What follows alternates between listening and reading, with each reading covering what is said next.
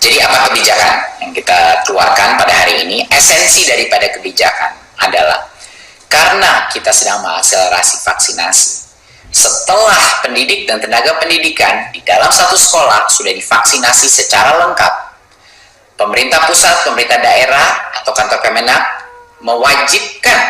mewajibkan satuan pendidikan tersebut untuk menyediakan layanan pembelajaran tatap muka terbatas dengan menerapkan protokol kesehatan. Dan juga masih ada opsi pembelajaran jarak jauh. Kenapa masih harus ada opsi pembelajaran jarak jauh? Karena protokol kesehatannya itu maksimal kapasitasnya 50%. Jadi mau tidak mau, walaupun sudah selesai vaksinasi dan diwajibkan untuk memberikan opsi tatap muka terbatas, tapi masih harus melalui sistem rotasi. Sehingga harus menyediakan dua opsinya, tatap muka dan juga pembelajaran jarak jauh. Tapi poin kedua yang terpenting adalah orang tua atau wali murid boleh memilih, berhak dan bebas memilih bagi anaknya apakah mau melakukan pembelajaran tatap muka terbatas atau tetap melaksanakan pembelajaran jarak jauh. Jadinya sekolah setelah guru-guru dan tenaga pendidiknya divaksin itu wajib memberikan pelayanan pembelajaran tatap muka terbatas dengan protokol kesehatan. Tetapi orang tua boleh memilih apakah mereka nyaman mengirim anaknya ke sekolah apa tidak. Jadinya ujung-ujungnya per anak keputusan ini ada di orang tua. Tetapi sekolah yang sudah divaksinasi wajib memberikan opsi tatap muka terbatas pada saat vaksinasinya sudah rampung. Berikut. Ya, tentunya satuan pendidikan wajib memenuhi daftar periksa atau checklist sebelum memulai layanan pembelajaran tatap muka. Checklist ini sudah tersebar ke semua sekolah, sudah berbulan-bulan kita tahu sejak zona hijau dan kuning pun dibuka.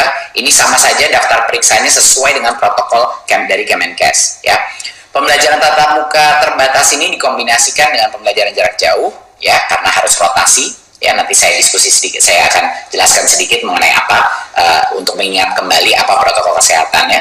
Dan tentunya orang tua dapat memutuskan anaknya. Kalau mereka tidak nyaman, mereka boleh memutuskan anaknya masih mau PJJ ataupun dia kembali ke kelas. Ya, nah, pemerintah pusat, daerah, dan Kanwil wajib melakukan pengawasan terhadap pelaksanaan pembelajaran di satuan pendidikan. Dan kalau berdasarkan hasil pengawasan terdapat kasus konfirmasi COVID-19, pemerintah pusat, daerah, Kanwil, atau kantor Kemenak dan kepala satuan pendidikan wajib melakukan penanganan kasus dan dapat memberhentikan sementara pembelajaran tatap muka di sekolah tersebut. Ya, jadi kalau ada infeksi di sekolah tersebut bisa dengan segera ditutup ya tatap muka terbatasnya selama infeksinya masih ada atau terjadi. Nah, dalam hal terdapat kebijakan pemerintah pusat, misalnya satu daerah itu atau kecamatan itu sedang melakukan PPKM, itu juga merupakan satu situasi di mana pembelajaran tatap muka dapat diberhentikan sementara. Ya, jadinya ada berbagai macam, bukannya kita mewajibkan tatap muka, tapi terus kalau ada infeksi COVID di dalam sekolah itu tidak ada penutupan, tidak, itu salah. Kalau ada infeksi harus segera ditutup sementara untuk sekolahnya, dan kalau daerah itu sedang melakukan PPKM atau pembatasan dalam skala mikro, itu juga diperbolehkan pembelajaran tatap mukanya diberhentikan sementara sebelumnya. Jadi ini poin yang sangat penting untuk diketahui. Berikut. Ya, seperti yang saya bilang, masuk sekolah itu bukan seperti sekolah yang biasa. Masuk sekolah dari semua kondisi-kondisi yang terpenting adalah social distancing minimal 1,5 meter, jaga jarak antara bangku-bangku dan kursi, dan maksimal 18 peserta didik per kelas. Karena yang biasanya 36, sekarang 50%, yaitu 18. Apa ini artinya? Artinya sekolah itu kan maksimal daripada sekolah. Jadi sekolah itu boleh bebas memilih. Kalau dia mau melaksanakan tatap muka hanya 2 kali seminggu di dalam sekolahnya, itu diperbolehkan. Dia mau pecah menjadi 3 rombel, dari satu rombel dipecah 3, silakan. Mau dipecah menjadi 2, silakan. Kita memberikan kebebasan sekolah untuk menentukan bagaimana. Tetapi dia harus mulai. Pada saat vaksinasi sudah selesai, dia harus memulai menyediakan opsi ini.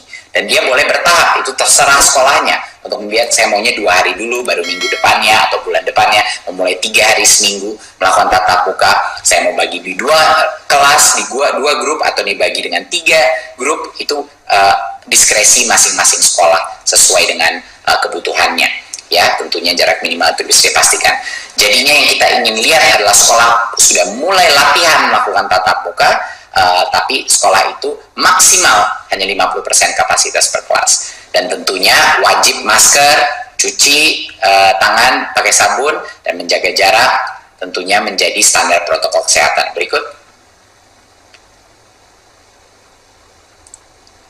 Protokol kesehatan lainnya seperti misalnya tidak boleh ada interaksi di kantin, belum bisa beroperasi di masa transisi. 2 bulan pertama itu tidak ada aktivitas di kantin, tidak ada olahraga dan ekstrakurikuler, ya, dan kegiatan lain selain pembelajaran tidak diperkenankan untuk masa transisi. 2 bulan pertama itu pada saat dia mulai tatap muka, ya.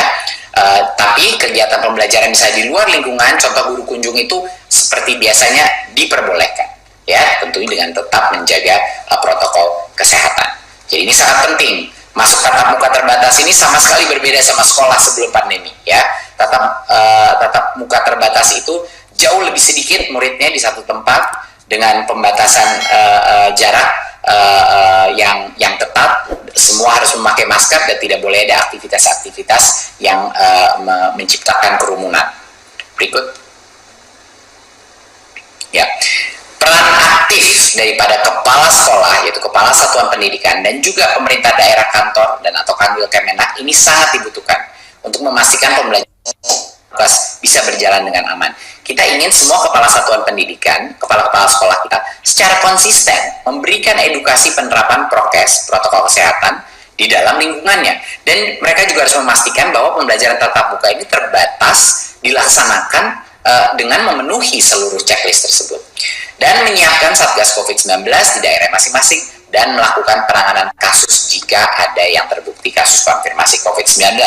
Jadi harus selalu siaga satuan pendidikan kita. Dan tentunya pemerintah daerah, kantor, dan atau Kanwil Kemenak untuk melalui Dinas Pendidikan dan Kesehatan memastikan pemenuhan checklist tadi. Protokol kesehatan itu benar-benar dipatuhi. Melalui Dinas Perhubungan memastikan adanya akses transportasi yang aman, dan bersama Satgas melakukan testing dan tracing jika ada warga satuan pendidikan yang bergejala dan ditemukan kasus konfirmasi yang positif.